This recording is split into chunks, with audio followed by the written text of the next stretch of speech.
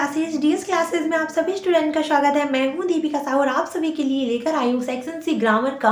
अगर आपको English grammar first मतलब सेट 1, इंग्लिश ग्रामर सेट 2 देखना है तो प्लेलिस्ट बनी हुई है, आप चेक कर लीजिएगा। अगर आपको प्लेलिस्ट नहीं मिल रही है तो डिस्क्रिप्शन में मैंने लिंक प्रोवाइड करवा दी गई है, आप वहाँ से देख लीजिएगा, ठीक है। 5 से 6 मिनट की वीडियो बट उसमें आपका सारा कंफ्यूजन क्लियर हो जाएगा। आज हम लोग बात करेंगे कि जो इंग्लिश ग्रामर है सेक्शन सी उसको सॉल्व कैसे करते हैं। जैसे आपको फर्स्ट क्वेश्चन दिया गया है कि दे ब्लैंक टू दिल्ली यस्टरडे, जैसे इसमें दिखा गया है, आप सभी को देख रहे हैं आप लोग कि यस्टरडे लिखा है, दैट मीन्स ये पास्ट की बात चल रही है। और अगर आप यहाँ पर मेन वर्ब देखेंगे जो आपको ब्लैंक्स में दी गई, मतलब जो अलग से ब्रैकेट में दी गई है, तो जिसमें दिया गया है गो, वेंट, हैव गॉन, ठीक है। सो इसमें आप मुझे ये बताइए कि पास्ट की कौन सी मेन वर्ब है।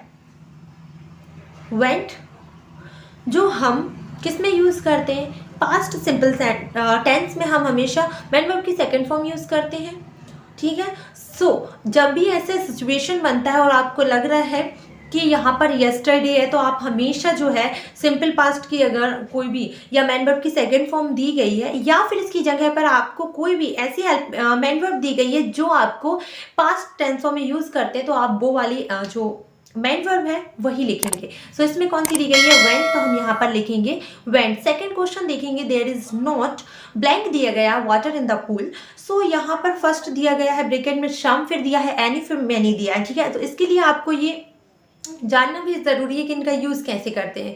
अगर आपको जानना है तो मुझे कमेंट सेक्शन में बताइएगा, इसका अलग से यूज़ आ जाएगा, ठीक है।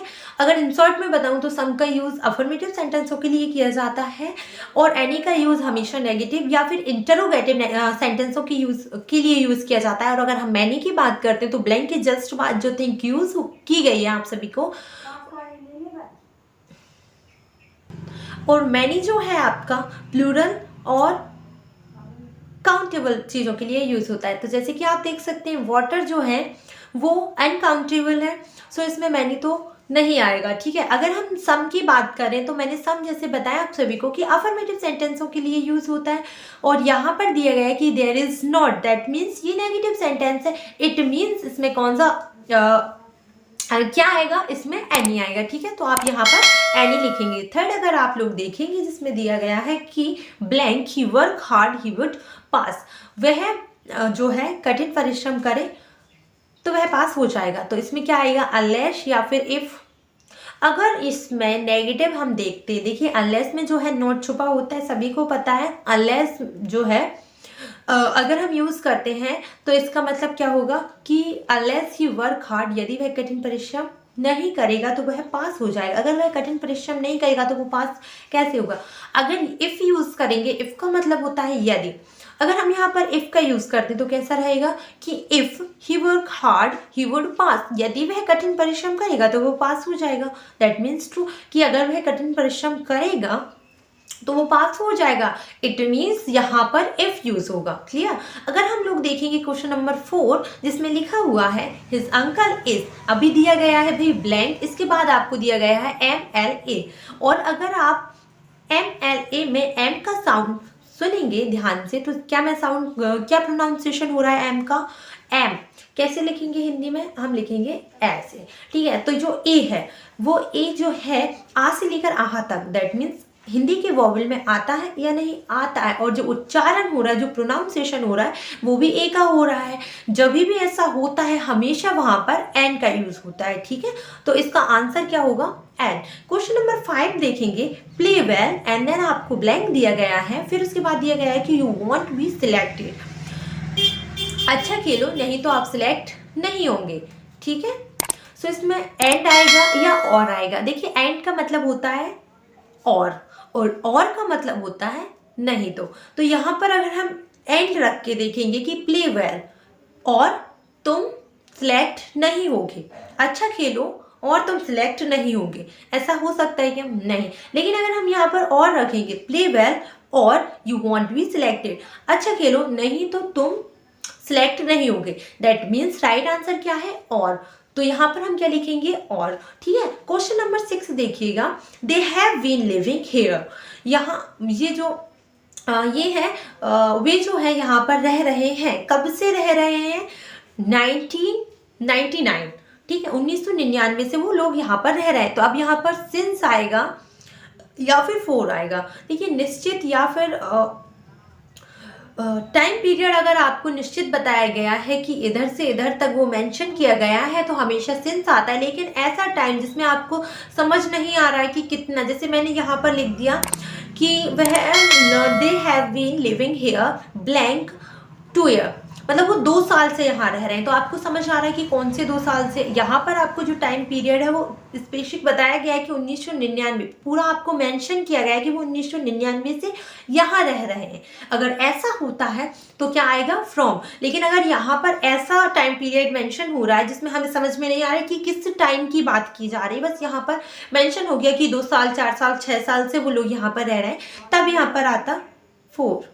ठीक है, क्वेश्चन नंबर 8 देखेंगे। डू एस डायरेक्टेड एनी 5, आपको इसमें से 5 करने हैं। जैसे आप फर्स्ट देख सकते हैं, सी डिड नॉट प्ले वेल, वह जो है अच्छा नहीं खेली। चेंज इनटू फ्यूचर इंडेफिनिट, अगर आपको फ्यूचर इंडेफिनिट टेंस नहीं आता है तो टेंस विद स्टार्ट की प्लेलिस्ट चेक कर लीजिएगा, उसमें ये जो टेंस है वो हम लोग पढ़ चुके हैं, तो आप आसानी से इसको सॉल्व कर सकते हैं। लेकिन अगर आपको उतना टाइम नहीं देना है तो आप सिंपल सी चीज़ देखिएगा कि जो फ्यूचर इंडेफिनिट होता है उसमें सेल या विल, हमेशा फ्यूचर के जितने भी टेंस बनते हैं उसमें सारे जितने भी टेंस है उसमें 2 हेल्पिंग वर्ब यूज होती है, सेल और विल। फिर आप आगे लगा दीजिए shall we, will we, shall have, will have, लेकिन हमेशा जो है सेल और विल मैन होता है। ठीक है, तो हम इसमें कैसे लिखेंगे, जैसे मैंने यहाँ पर लिखा हुआ है, आप लोग देख सकते हैं।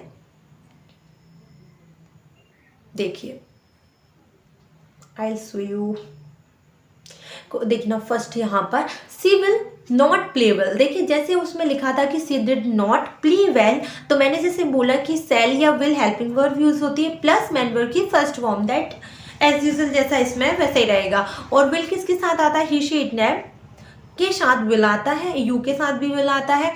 तो यहाँ पर शी मेंशन था इसमें, तो हम क्या यूज करेंगे, विल। और जैसे आपका सेंटेंस नेगेटिव था तो आपको नेगेटिव ही बनाना पड़ेगा।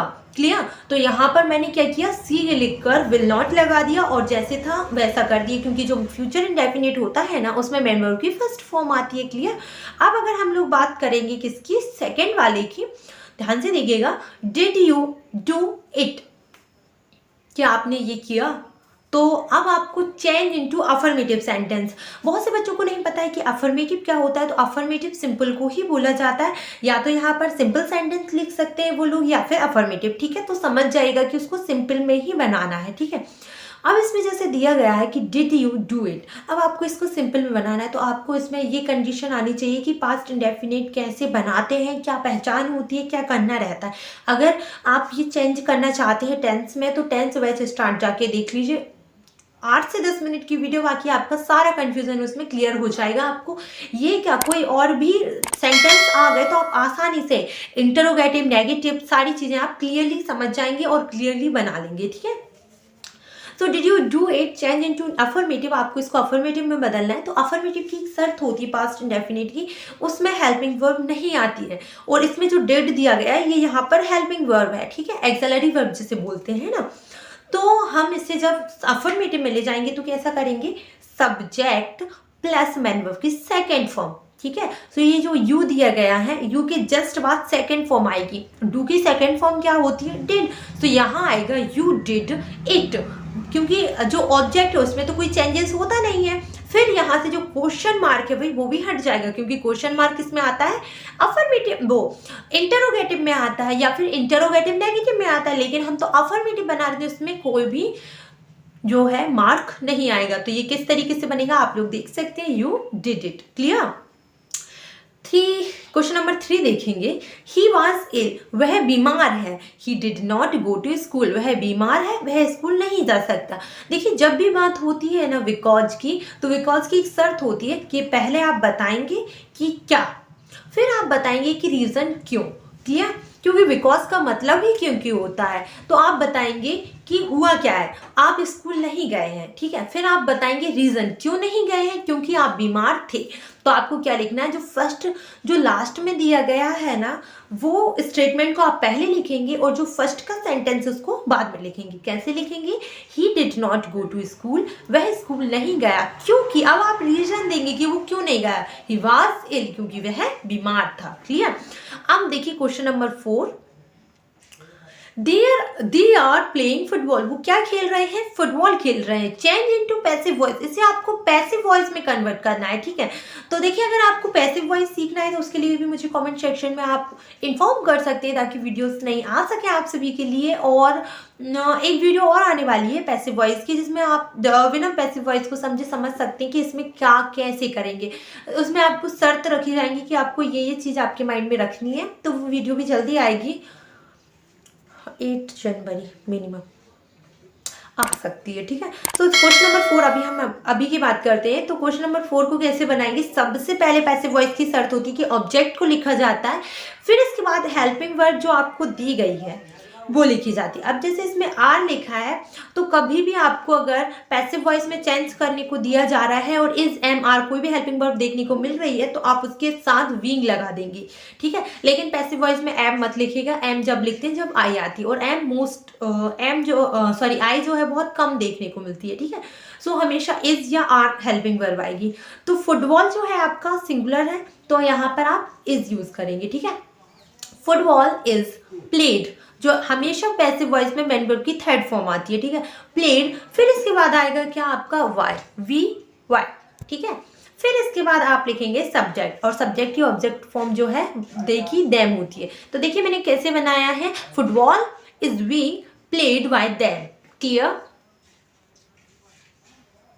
थोड़ा सा अगर आप पैसिव वॉइस समझ लेंगे तो आपको आसानी होगी इनको बनाने में, और कोई भी पैसिव वॉइस, कोई सा भी टेंस का पैसिव वॉइस आपको मिल जाए आप आसानी से बना सकते हैं, ठीक है। क्वेश्चन नंबर 5 देखिएगा, ही इज वेरी इंटेलिजेंट, वो बहुत समझदार है, बहुत इंटेलिजेंट है। ही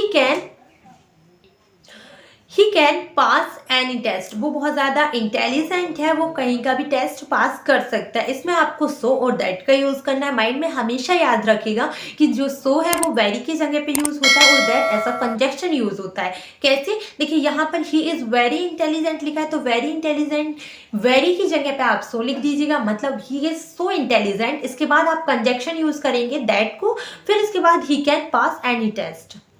देखिए इस तरीके से, he is so intelligent that he can pass any test, ठीक है। अगर आप क्वेश्चन नंबर 6 देखेंगे, unless she work hard she will not pass, rewrite the sentence using if। आपको किसका यूज करना है भाई, if का यूज करना है। तो आप कैसे करेंगे, देखिए आपको unless की जगह पे if लगाना है, लेकिन आप unless का मैंने पहले अभी ब्लैंक्स में बताया था कि unless में not छुपा होता है, दैट मीन्स unless का मतलब यदि और नहीं दोनों होता है। तो यहाँ पर इस सेंटेंस का सेंस समझिएगा कि है लिखा हुआ है कि unless she works, जो लड़की है यदि वह कठिन परिश्रम नहीं करेगी, she work hard she will not pass, अगर वह कठिन परिश्रम नहीं करेगी तो वह पास नहीं होगी।